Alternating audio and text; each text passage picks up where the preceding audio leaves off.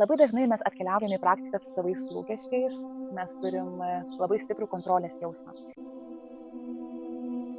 Ir kelios akimirkos sugrįžti į savo natūralų kvėpavimą.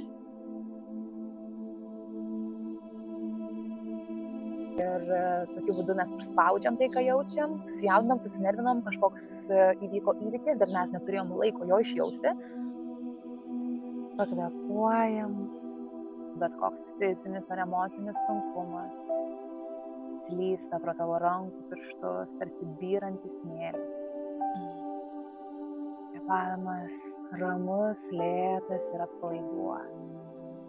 Rankos ties krūtinės ląsta, rankas padedam ant širdies, palikdamas vis daugiau šviesos ir vis daugiau ramybės pojūčių tavo kūne, tavo prote ir tavo širdį.